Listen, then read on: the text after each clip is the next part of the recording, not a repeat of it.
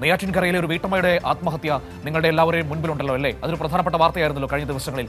ആ ആത്മഹത്യയിൽ പ്രതിസ്ഥാനത്ത് നിൽക്കുന്നത് കോൺഗ്രസിന്റെ തിരുവനന്തപുരത്തെ നേതാവായ ജോസ് ഫ്രാങ്ക്ലിനാണ്. ഇപ്പോൾ ഈ ജോസ് ഫ്രാങ്ക്ലിനെ കുറിച്ച് ഞെട്ടിപ്പിക്കുന്ന വിവരങ്ങളാണ് പുറത്തേക്ക് വരുന്നത്. ഇയാൾ ഒരു ചെറിയ മീനല്ല എന്നാണ് ഇപ്പോൾ നമുക്ക് മനസ്സിലാക്കാൻ കഴിയുന്നത്. ഒപ്പം തന്നെ കോൺഗ്രസ് എന്ന് പറയുന്ന രാഷ്ട്രീയ പാർട്ടിയുടെ അയാളോടുള്ള സമീപനവും എടുത്തു പറയേണ്ടതാണ്. ഇയാൾ അവയവ മാഫിയയുടെ അടക്കം ഭാഗമാണ് എന്ന് കണ്ടെത്തിയത് കോൺഗ്രസ് നിയോഗിച്ച അന്വേഷണ കമ്മീഷൻ തന്നെയാണ്. എന്നിട്ടും അയാൾക്കെതിരെ ഒരു നടപടിയും കോൺഗ്രസ് സ്വീകരിച്ചിട്ടില്ല. ഇപ്പോഴും അയാൾ DCC ജനറൽ സെക്രട്ടറിയായി തുടരുകയാണ്. മറ്റൊരു പ്രധാനപ്പെട്ട കാര്യമെന്ന് പറയുന്നത് 2020 മറ്റൊരു സ്ത്രീയുടെ ആത്മഹത്യയിലും ഇയാൾ ആരോപണ വിധേയനായിരുന്നു. ഒരു നടപടിയും കോൺഗ്രസിന്റെ ഭാഗത്തുനിന്ന് ഉണ്ടായിട്ടില്ല. നോക്കൂ, കോൺഗ്രസ് ഈ പറയുന്ന അവയവ മാഫിയയുടെ അടക്കം ഭാഗമാണ് എന്ന് അവരുടെ കമ്മീഷൻ തന്നെ കണ്ടെത്തിയ ആളെ പൊതിഞ്ഞു പിടിച്ച് സംരക്ഷിക്കുന്നത് നമ്മൾ കണ്ടുകൊണ്ടിരിക്കുകയാണ്. ധാർമ്മികതയെക്കുറിച്ച്, രാഷ്ട്രീയ നൈതികതയെക്കുറിച്ച് പറയാൻ കോൺഗ്രസിന് എന്ത് അർഹതയാണോ ഉള്ള എന്ന ചോദ്യം ഈ വാർത്ത നമ്മുടെ മുൻപിലേക്ക് ഉയർത്തുന്നുണ്ട്. കമലേഷ് തിരുവനന്തപുരത്ത് നിന്ന് ചേരുകയാണ്. കമലേഷ്, ഈ ജോസ് ഫ്രാങ്ക്ലിൻ ഇപ്പോഴും ഒളിവിൽ തന്നെയാണ്. കോൺഗ്രസ് ഈ നിമിഷം വരെ അയാൾക്കെതിരെ നടപടി സ്വീകരിച്ചിട്ടില്ല. നമ്മുടെ അന്വേഷണത്തിൽ തെളിയുന്നത് ഇയാൾ ഒരു ചെറിയ മീനല്ല എന്നതാണ്. ഗുരുതരമായ ആരോപണങ്ങൾ നേരിടേണ്ടി വന്ന അവയവ മാഫിയയുടെ അടക്കം ഭാഗമാണ് എന്ന കണ്ടെത്തൽ സ്വന്തം പാർട്ടിയുടെ അന്വേഷണ കമ്മീഷൻ തന്നെ നടത്തിയിട്ടും അയാൾ ഇങ്ങനെ സുരക്ഷിതനായി ആ പാർട്ടിയിൽ പ്രധാനപ്പെട്ട സ്ഥാനത്തിരിക്കുകയാണ്. കോൺഗ്രസ് നേതൃത്വം മറുപടി പറയേണ്ട ഒരു വിഷയം കൂടിയാണിത്. പക്ഷേ ഈ വിഷയവുമായി ബന്ധപ്പെട്ട് കൃത്യമായ ഒരു മറുപടി നേരത്തെയുള്ള വിഷയത്തിലും അതുപോലെ തന്നെ ഇപ്പോഴുള്ള വിഷയത്തിലും കൃത്യമായ ഒരു മറുപടി പറയാൻ അല്ലെങ്കിൽ ഒരു കൃത്യമായ നിലപാടെടുക്കാൻ കോൺഗ്രസ് നേതൃത്വത്തിന് കഴിയുന്നില്ല എന്നുള്ളതാണ്. മനു സൂചിപ്പിച്ചതുപോലെ തന്നെ ഈ ജോസ് ഫ്രാങ്ക്ലിൻ എന്നയാൾ DCCയുടെ ജനറൽ സെക്രട്ടറിയാണ്, നഗരസഭയുടെ കൗൺസിലറാണ് കോൺഗ്രസിന്റെ. ആ നിലയിൽ പ്രവർത്തിക്കുന്ന ഒരു മനുഷ്യൻ അയാളുടെ പേരെഴുതി വെച്ചാണ് ഒരു സ്ത്രീ ആത്മഹത്യയിലേക്ക് പോകുന്നത് എന്നതാണ് പ്രധാനപ്പെട്ട ഒരു കാര്യം. അതിൽ ഒരു വിഷയം എന്ന് പറയുന്നത് ഇങ്ങനെ ലോൺ ശരിയാക്കി തരാം എന്ന് പറഞ്ഞ് ലൈംഗിക താല്പര്യങ്ങൾക്ക് ഉൾപ്പെടെ അവരെ നിർബന്ധിച്ചു എന്നതാണ് ഈ ഇതിനകത്തുള്ളത്. അവരുടെ മക്കൾ മൊഴി നൽകിയിട്ടുള്ളത് ഈ ആത്മഹത്യാക്കുറിപ്പിൽ പറയുന്നത്.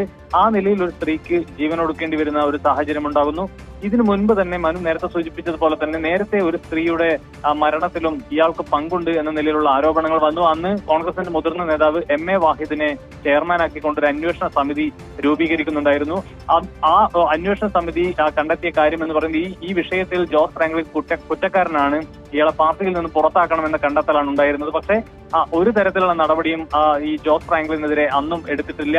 അന്നും ഈ സമാനമായ നിലയിൽ, അതായത് ജോസ് ഫ്രാങ്ക്ലിന് അല്പം തുക ഈ മരണപ്പെട്ട സ്ത്രീ കൊടുക്കാനുണ്ടായിരുന്നു. അത് ചോദിച്ച് നിരന്തരം ശല്യം ചെയ്യുമായിരുന്നു. ഒരു ഘട്ടത്തിൽ എന്റെ വൃക്ക വിറ്റിട്ടാണെങ്കിലും ഈ തുക ഞാൻ തിരിച്ചു തരുമെന്ന് ജോസ് ഫ്രാങ്ക്ലിനോട് ഈ സ്ത്രീ പറയുന്ന സാഹചര്യമുണ്ടായി. അതിനുശേഷമാണ് ഒരു വട്ടം ഈ വൃക്ക വിൽക്കുന്നതിന് വേണ്ടിയിട്ടുള്ള ഏർപ്പാടുകളെല്ലാം ജോസ് ഫ്രാങ്ക്ലിൻ തന്നെ നേരിട്ട് ചെയ്തു കൊടുക്കുന്നത്. എറണാകുളത്തുള്ള ഒരു ടീമുമായി ബന്ധപ്പെടുത്തി ഇത് വിൽക്കുകയും അതിനുശേഷം ചെറിയ തുക ഈ കുടുംബത്തിന് നൽകി അത് അവസാനിപ്പിക്കുകയും ചെയ്തു. പക്ഷെ പിന്നീട് വലിയ നിലയിലുള്ള ആരോഗ്യ പ്രശ്നങ്ങൾ ഈ സ്ത്രീക്ക് ഉണ്ടാകുന്ന സാഹചര്യമുണ്ടായി. പക്ഷെ അപ്പോൾ പോലും ഒരു ഘട്ടത്തിലും അവരെ സഹായിക്കുന്നതിന് വേണ്ടി തയ്യാറായില്ല എന്നുള്ളതാണ്. പിന്നീടാണ് ഇത് വലിയ വിഷയമാകുമെന്ന് കണ്ടപ്പോഴാണ് ഈ വൃക്ക വാങ്ങിയ ആൾ അല്പം പൈസ നൽകി ഈ കുടുംബത്തെ സമാധാനപ്പെടുത്തി ഈ കേസിൽ മറ്റു കാര്യങ്ങളെല്ലാം ഒതുക്കി തീർക്കുന്നത് എന്നതാണ് നമുക്ക് മനസ്സിലാക്കാൻ കഴിയുന്നത്. പക്ഷേ കോൺഗ്രസ് ഈ വിഷയം വളരെ കൃത്യമായി അന്വേഷിക്കുകയും ഇതിൽ ജോസ് ഫ്രാങ്ക്ലിൻ കുറ്റക്കാരനാണ്, ഇയാളെ പാർട്ടിയിൽ നിന്ന് പുറത്താക്കണമെന്നതടക്കമുള്ള കാര്യങ്ങൾ പറഞ്ഞിരുന്നു എന്നാണ് ഇതിനകത്ത് തന്നെയുള്ള ആളുകൾ പറയുന്നത്. എന്നാൽ ഈ വിഷയവുമായി ബന്ധപ്പെട്ട് കോൺഗ്രസ് ഒരു തരത്തിലുള്ള നടപടിയും സ്വീകരിച്ചിട്ടില്ല. അന്ന് നടപടി സ്വീകരിച്ചിരുന്നെങ്കിൽ ഇന്ന് രണ്ടാമതൊരു സ്ത്രീക്ക് കൂടി ഇത്തരത്തിൽ ജീവൻ നഷ്ടപ്പെടുന്ന സാഹചര്യം ഉണ്ടാകില്ല എന്ന് തന്നെയാണ് നമുക്ക് പറയാൻ കഴിയുക. ഏതായാലും നിലവിൽ ഇപ്പോൾ ഒളിവിലാണ് ഇയാളുള്ളത്. ഇയാൾക്ക് വേണ്ടിയുള്ള അന്വേഷണം പോലീസ് ഊർജിതമാക്കിയിട്ടുണ്ട്. മനു, ശരി, വളരെ ഗൗരവതരമായ വിവരങ്ങളാണ് കമലേഷ് നമുക്ക് നൽകിയത്. ജോസ് ഫ്രാങ്ക്ലിൻ എന്ന് പറയുന്ന കോൺഗ്രസ് നേതാവിന്റെ ക്രൂരതകളെക്കുറിച്ചാണ് നമ്മൾ സംസാരിച്ചത്. പക്ഷേ ഏറ്റവും അത്ഭുതകരമായ കാര്യം, ഇപ്പോഴും അയാൾ DCCയുടെ ജനറൽ സെക്രട്ടറി തന്നെയാണ്. ഒരു നടപടി പോലും സ്വീകരിച്ചിട്ടില്ല. പ്രതിപക്ഷ നേതാവിൻ്റെയൊക്കെ മുൻപിൽ ആ റിപ്പോർട്ടുണ്ടെന്നേ.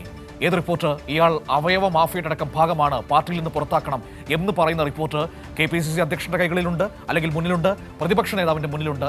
എന്തെങ്കിലും നടപടി എടുത്തിട്ടുണ്ടോ? ഇനി അതൊക്കെ പോട്ടെ, ഈ നാട്ടിൽ എത്രയോ മാധ്യമങ്ങളുണ്ട്, എത്രയൊക്കെ അന്വേഷണം നടത്തുന്ന മാധ്യമങ്ങളാണ്. ഒരു വരി ഈ ജോസ് ഫ്രാങ്ക്ലിനെ കുറിച്ച് പറയുന്നത് നിങ്ങൾ എവിടെയെങ്കിലും കേട്ടിരുന്നോ? വല്ലാത്ത ശാന്തതയും നിശബ്ദതയുമാണ് അവിടെയൊക്കെ. ഏതായാലും ആ സംരക്ഷണം അങ്ങനെ തുടരട്ടെ.